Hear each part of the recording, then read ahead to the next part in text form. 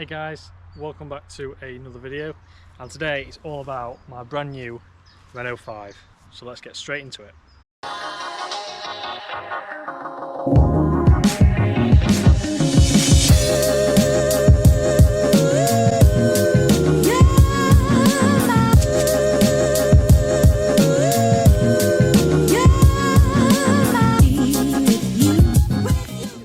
So let's take a quick walk round then of the Renault 5.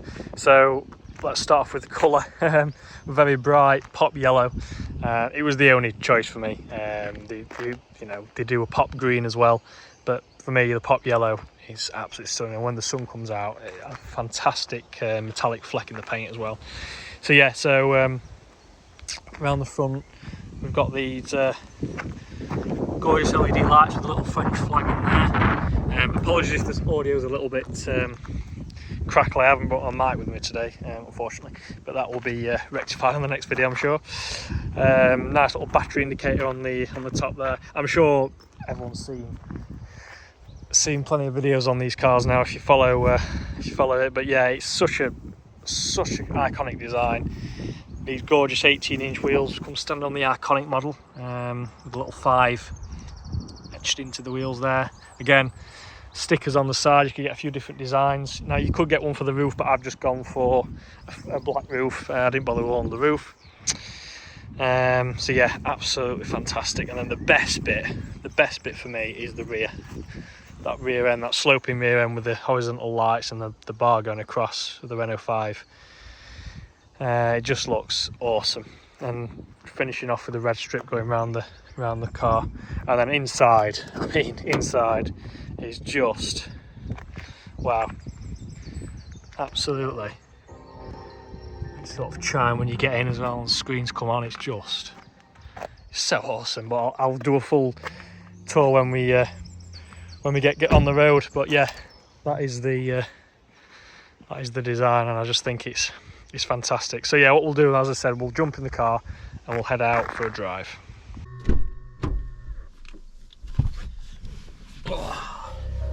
Oof. Those little tune as you get in. There we are. So yeah, first things first is you're greeted by a virtual assistant. Hey Reno, pops up every time you get in. You can turn that off, which I think I will end up turning that off. But yeah, as I say, fantastic interior. Greeted by 2 very large screens. Everything's so clear as well. This main driver screen you can be customised, so you can choose what screen you want on there. You have the nav and what charge, range, etc. on the screen. And then on this screen you've got everything you need. You've got sat nav, various apps, CarPlay, etc. You can change driving modes, which is done by this multi-sense button on the steering wheel, and various other programs for the charging, etc.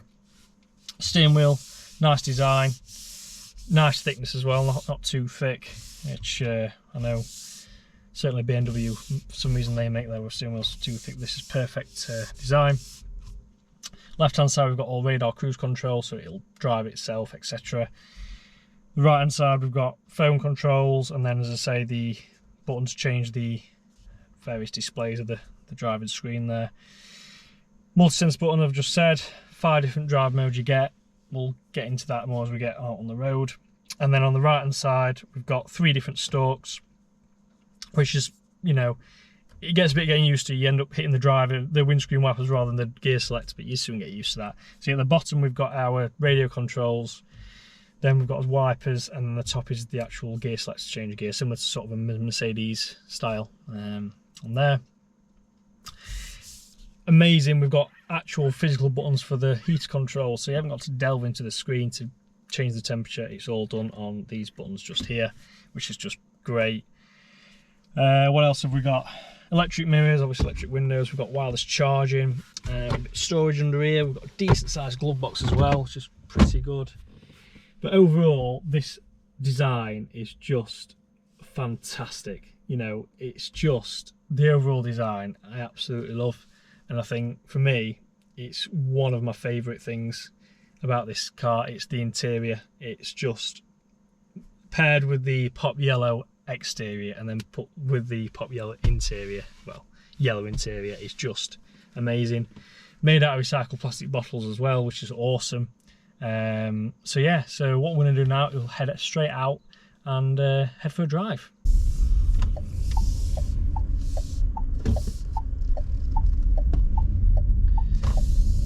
Indicators make a nice little tune there. So we'll head on out. Now the first thing that sprung to mind as soon as I drove this car is the ride. The ride is unbelievably good. So it's, obviously this is the iconic, so this is the top spec. So this gives you the 52 kilowatt hour battery, 150 horsepower, range of about, they claim 250 but it's more 220, and 0 to 60 in about 7.9 seconds. But if anyone else has driven, I mean, I've driven quite a few different types of electric cars, some really fast ones and also some slower ones as well, but they all feel fast, you know, just different levels of sort of speed really, but they all feel very perky, including this one. So this is, yeah, it's more than quick enough. Now my previous car, which I'll probably go over at some point, was a Honda E, which had a, I think it was a 35 kilowatt hour battery.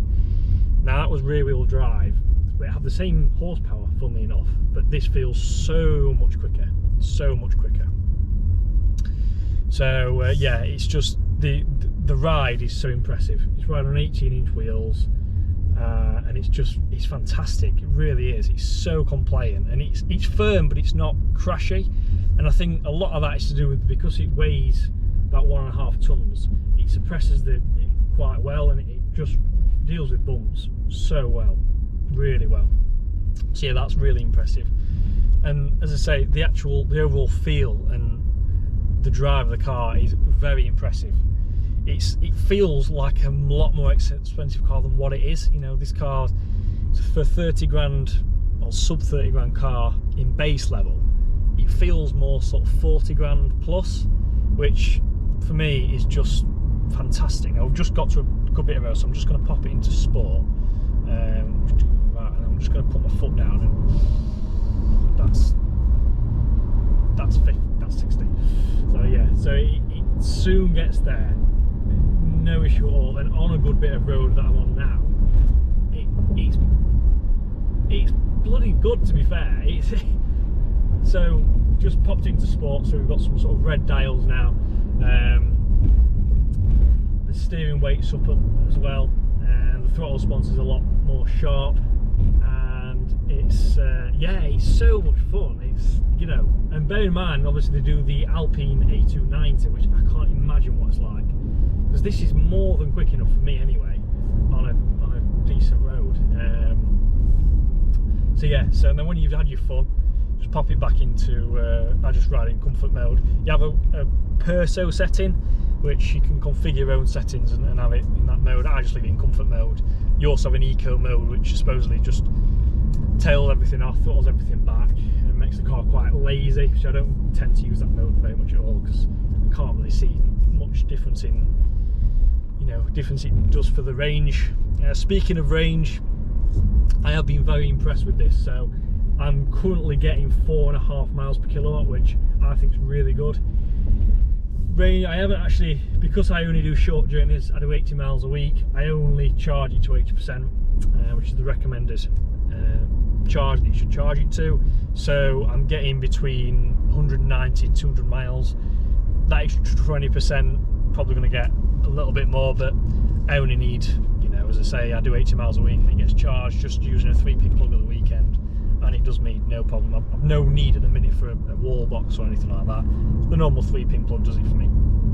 Now, in terms of normal usability, absolutely brilliant. You know, great visibility out, not many blind spots at all. You've got a little bit one over your shoulder, but obviously because you've got back windows, it's not so bad. These seats are really supportive as well. Now, with the iconic model, you get the electric lumbar support on the driver's seat. You also get front parking sensors, and I think you get the full radar adaptive cruise control system. But if you don't go for the iconic model, you don't get this interior. And for me, that was a deal breaker. So I had to have this interior, because why not? Why not? Oh, that's was telling me I'm down to 15% range. Have you used it in eco mode? Yes, I have, but I don't want to use it right now. So yes, so it had to be this interior, regardless. It just had to be, because for me, there was no other choice. So that's Reno popping up again. So Reno, I'll just touch on him, is your virtual assistant basically. So you can ask him anything. You can ask him to shut the windows down, change the aircon, whatever you want, and it's AI as well. So it'll basically tell you anything. But he pops up when you don't want it to pop up, and it's quite annoying. So I turn him off most of the time.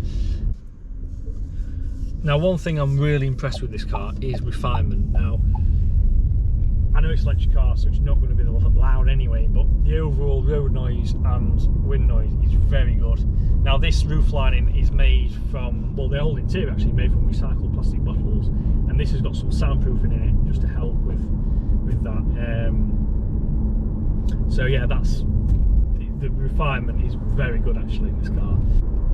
Now, one feature the Honda E had that this doesn't is one pedal driving. So that basically means you can just drive it on and off with the accelerator. So as soon as you lift the accelerator, it starts braking for you, and also put some charging back into the battery using regenerative braking, which is great. This doesn't. This has a B mode, which is very similar, but it's not full one pedal driving. It's sort of in between, but it's absolutely fine. Like, I soon got used to it, and I just drive it in B mode all the time. Just back up to 60, just like that. It's just the torque is honestly, it's quite addictive actually once you start. You know, really pushing on. It's very addictive. The using the torque. But yeah, it's so efficient as well. Like, I've noticed doing my commute, it's very efficient in traffic. Obviously on the motorway the range will drop naturally, like all electric cars, because obviously it's using a lot more power. But in terms of round town, stop-start traffic, it's fantastic. It really is. It really is. Another good feature as well, which I like, is it's all the infotainment. It's all Google. So basically the nav's Google. So, which is great. So it tells you traffic, speed counts, everything, which is really good. And another good feature, it tells you what battery percentage you'll be on when you get home, which is great. So I know when I get home, I'm on 15% range now, 10 miles home-ish, and I'll be on 11% battery when I get back, which is great, which is a really good feature. So you know you're not going to run out, basically, which is always handy. But yeah, in terms of equipment, it's got everything that the Honda had, really. You know, it's got heated seats, heated steering wheel, as I said before, full adaptive cruise control, auto adaptive main headlights. We've got electric lumps off the driver's side, electric windows, electric mirrors. It's basically got everything you could possibly want, to be quite honest with you. It's it's really got everything you need. Everything you need. We're going to go this way.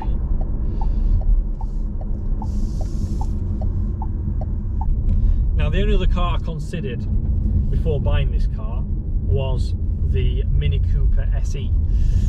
I drove that car for a day, drove it on mixture roads, and it was very impressive, to be fair. It was very quick, handled fantastically. However, the price was a big thing. So that car was it was demonstrated, so they always put every option on. That car was 45 grand. So I couldn't justify that for a start. Also, all the controls and everything was done through the main circular touchscreen, and that's, for me, that was a nightmare. And all the icons were really small. It was not very easy to use at all. And I also found the interior very plain, even that being the JCW model. The interior was very plain. I mean, all very well screwed together, but it was just very plain inside. So that, for me, was a no-go compared to this interior, which is more than good enough, and for me has a lot more character as well. And yeah, the Mini was probably quite a bit quicker, but for me, this is quick enough.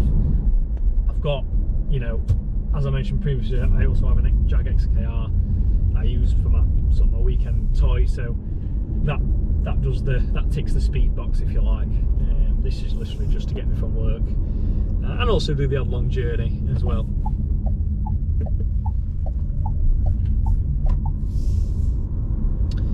Notice the indicator sound there. There's actually 3 different levels to the indicator volume. You can turn up or down. It's quite a nice little sound. But overall, for me, it's all the little design cues that hark back to the original R5 Turbo, which I love. You know, you've got the little label behind this seat that just goes through all the generations of Renault 5, and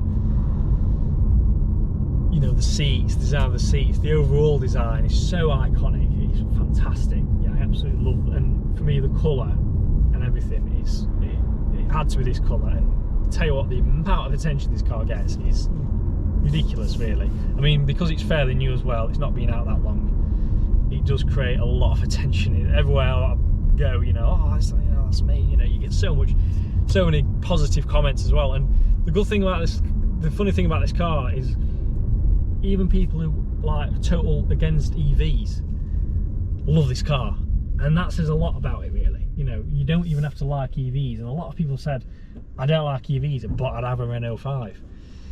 So that, yeah, as I said, that says quite a lot, really.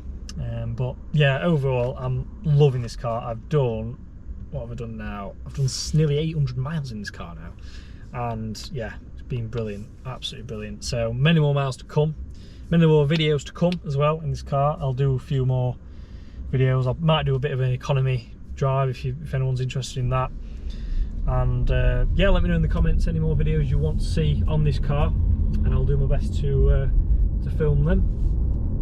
But yeah, thank you very much for watching. Thank you for any new subscribers who've recently subscribed to the channel. I know, as I said, I only recently brought this channel back after 5 long years, but we're back now. Do some more videos on both cars and a few other little bits as well I've got in the pipeline.